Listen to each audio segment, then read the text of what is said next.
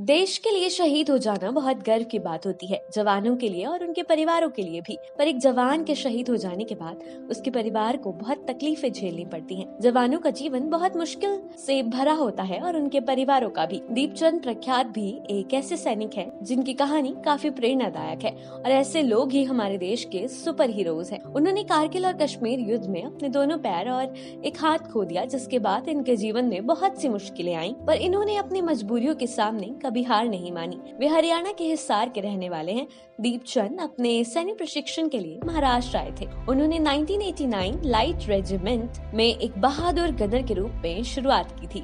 1989 में सेना पद प्राप्त करने के बाद उन्हें कश्मीर के एक हिस्से में तैनात किया गया, जहां जनरल जी के मेहंदी रत्ता कमान संभाल रहे थे। अपनी दशकों की सेवा में उन्होंने कारगिल युद्ध लड़ा और कई जोखिम भरे ऑपरेशनों को अंजाम देने के लिए कश्मीर के लश्कर जिले में गुप्त रूप से भी रहे। आज भी उनकी हर बात में देशभक्ति, दयालुता और सेना के दिनों के प्रति अटूट प्रेम झलकता है। दीपचंद के सीनियर्स कहते हैं कि दीपचंद जैसा सैनिक मिलना दुर्लभ है, और ये उनके सीनियर्स नहीं कहते, रेजिमेंट के सभी सैनिक कहा करते हैं। दीपचंद को आर्मी इंटेलिजेंस द्वारा एक अंडरकवर एजेंट के रूप में तैनात किया गया था। आतंकवादियों के छिपने के स्थानों की खोज करना इनकी ही जिम्मेदारी थी। हथियार ले जाने की अनुमति नहीं होने के कारण दीपचंद ने उस 6 महीने के समय में स्थानीय भाषा से लेकर कश्मीरी जीवन शैली तक सब कुछ अपना लिया और सीख लिया था। लगातार निगरानी के बाद उन्होंने और उनकी टीम ने एक रिपोर्ट सौंपी थी,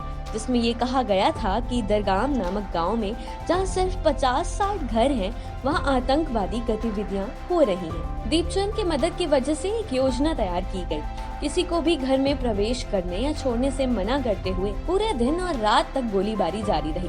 सुबह तक वे दोनों आतंकवादियों को मारने में कामयाब रहे, लेकिन देश का एक जवान भी शहीद हो गया था और एक अधिकारी भी घायल हो गया था। ऑपरेशन दरगाम की पूरे देश में सराहना की गई थी।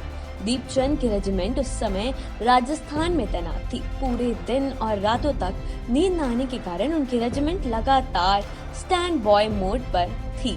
जैसे ही विद्रोह सामने आया, पोखरण में लड़ने के लिए तैनात होने के लिए तैयार थी उनकी टीम, लेकिन बातचीत के जरिए मामले को सुलझाया जा रहा था। तभी ये भयावह घटना घटी। स्थिति शांत होने के बाद वे बाड़मेर से अपना सामान पैक करने की प्रक्रिया में ही थे, तभी मिस फायर हो गया और एक तोप में विस्फोट हो गया, जिससे 3 लोग घायल हो गए। इनमें दीपचंद भी शामिल थे।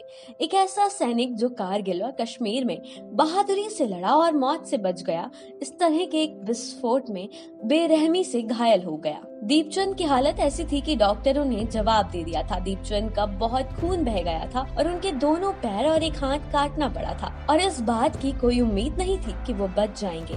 पर जब डॉक्टर्स ने ये बात उनके सीनियर्स से कही तो उन्होंने कहा कि अरे अभी नहीं मरेगा वो। उन्होंने ऐसा शायद इसलिए कहा कि वो दीपचंद को बहुत अच्छे से जानते थे और उन्हें पूरा विश्वास था कि वो इससे भी बाहर निकल आएंगे। दीपचंद को 17 बोतल खून चढ़ा था और दोनों पैर चले गए, एक हाथ टूट गया था। फिर भी दीपचंद को एक बार भी अपनी स्थिति पर अफसोस नहीं हुआ। दीपचंद को जब पता चला कि उन्होंने अपने दोनों हाथ और एक पैर खो दिया है, तो उन्होंने एक बार भी अपने बारे में नहीं सोचा। उन्हें केवल अपनी पत्नी और अपने 1 साल के बेटे की चिंता हो रही थी। जब उनकी पत्नी उनसे मिलने आती थी तो वो अपने पैरों को तकिया या कंबल से ढक लेते थे, क्योंकि वो अपनी पत्नी को इस सदमे से नहीं गुजरने देना चाहते थे।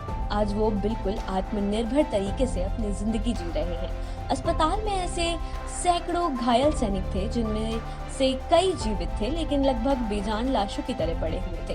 कुछ तो बिना सहारे के उड़ भी नहीं सके, और दीपचंद के एक दोस्त की आंखें चली गई थी। पर दीपचंद अपने आप को बहुत खुश नसीब मानते हैं, क्योंकि उन्होंने दोनों पैरों के बिना खड़ा होना और चलना सीख लिया है।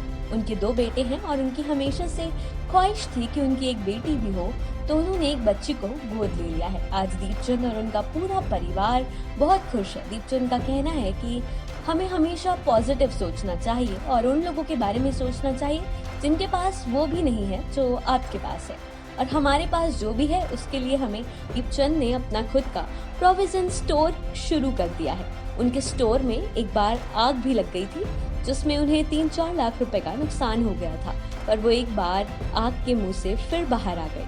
वो कहते हैं ना, सच है विपत्ति जब आती है कायर को ही दहलाती है। सूरमा नहीं विचलित होते, क्षणिक नहीं धीरज खोते। विघ्नों को गले लगाते हैं, कांटों में राह बनाते हैं। यूथ आइकन ऑफ इंडिया में आज के लिए बस इतना ही। उम्मीद है आपको हमारी कहानी पसंद आई होगी। आपको हमारी कहानी कैसी लगी हमें कमेंट में जरूर बताएं।